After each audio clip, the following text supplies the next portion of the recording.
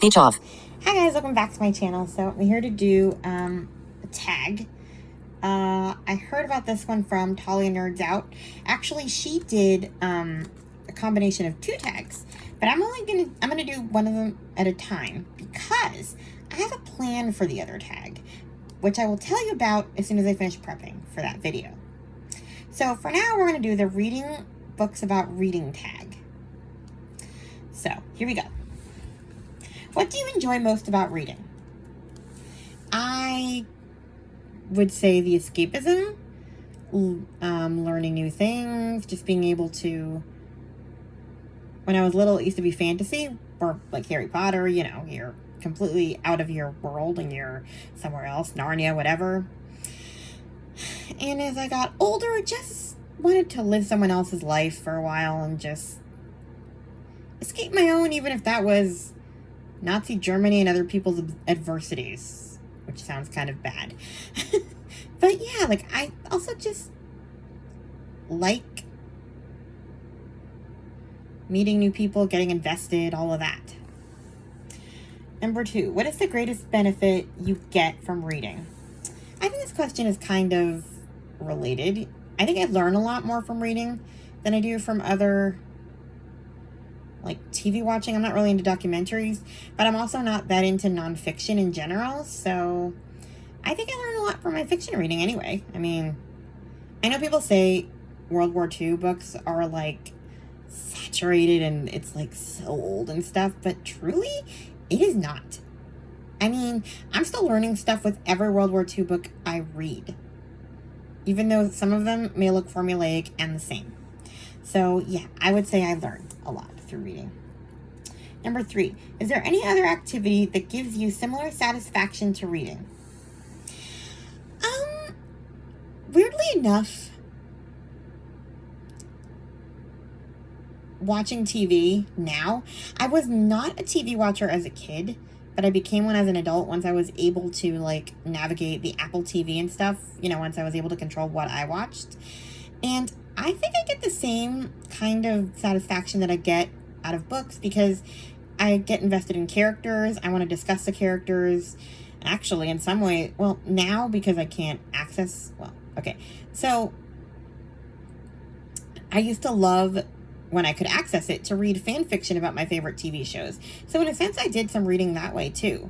Like, you know, fanfiction.net, people write stories about books or TV shows or how they wish it would have gone. And yeah, I loved reading those. So there's that. So I think I get invested in the same way that I do with books because you sort of fall in love with like characters and stuff like that. So it's kind of the same. What else? And I have to admit that I join TV show groups as well as book groups so that we can talk about what happens in them. So yeah, definitely the same kind of personal investment, I guess. Number 4, do you have a dedicated time each day set aside for reading? No, I'm pretty much reading all the time. I'm listening to a book on the go almost all the time. So yeah, I'm not super social. Although I told a story in a recent tag where was it a tag? I just did this, whatever. Anyway, I used to listen to books all the time, like to the point that I'd be like walking with my headphones in. And I learned that is the only time when I shouldn't be listening to books because, oh yeah, it was the audio book tag that Talia tagged me in. So yeah, I'm telling the same story in this one. I was listening to a book in Target or something, and apparently there was a whole conversation about me being autistic that happened right in front of me, and I didn't hear it because I was so absorbed in my book. This woman assumed I was autistic, and that's why I had my headphones on and was completely ignoring her very existence. I kid you not, I have no memory of this conversation. None.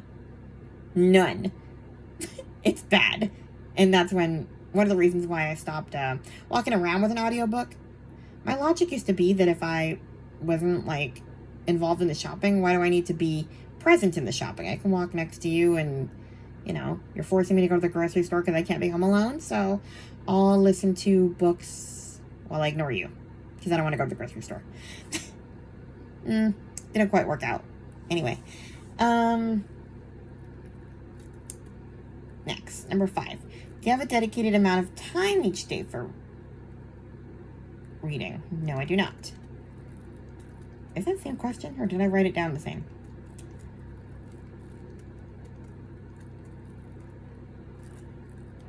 Huh. I think I did write. I wrote them down the same. Huh.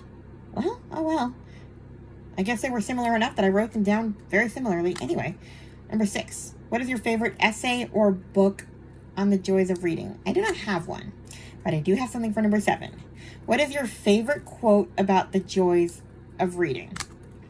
I just so happen to have one because I listened to the Literally Reading podcast, and I don't remember Lemony Snicket saying this, but maybe it's in a book I have not read, but I love this quote. He is the author of the series of Unfortunate Events books, and the Literally Reading podcast used to use it for their opening segment at the beginning of their podcast back when they first started.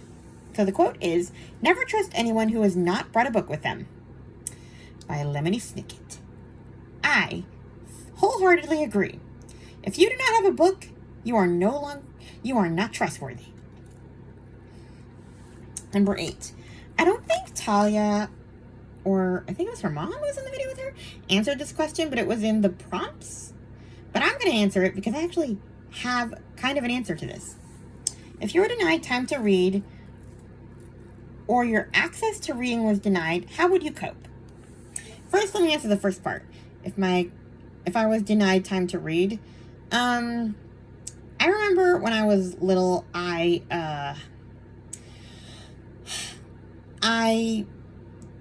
got an F in algebra. I was not good at math. Math is something that blind people struggle with all the time. And I wasn't trying. I hated it. But really, the only thing they could punish me with was taking away my books.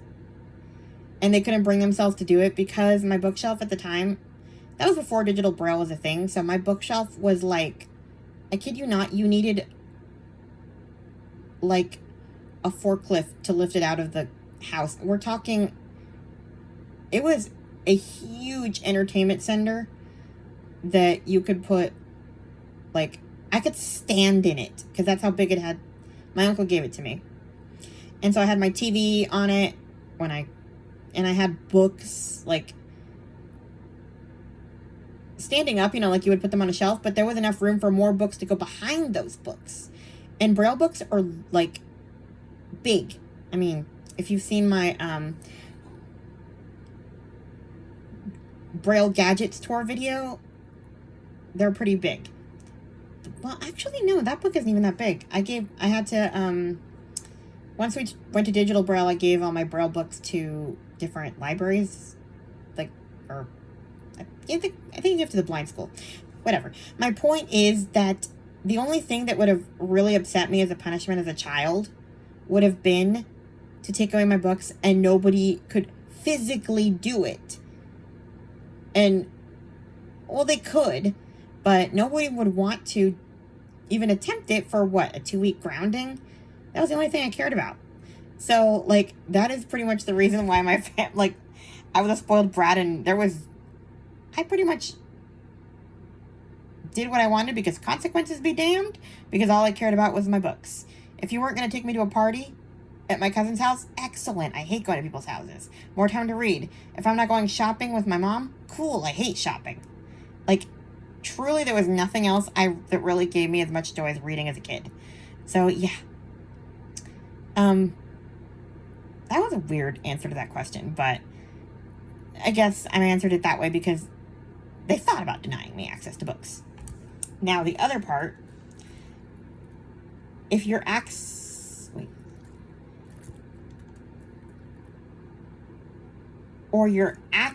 to reading was denied. I was talking about if you were denied time to read. That was why I told that story. Well, actually both really, but I was going to answer the other part about my access to reading being denied. kind of is being denied at the moment. I just did a video a couple weeks ago about Bookouture. It's a British publishing company, and for some reason their books got taken out of Bookshare, which is a digital braille, a website where you can download digital braille books. I did a whole video on that, and I highlighted a bunch of authors that used to be on Bookshare but are now gone. I don't understand why they're doing it,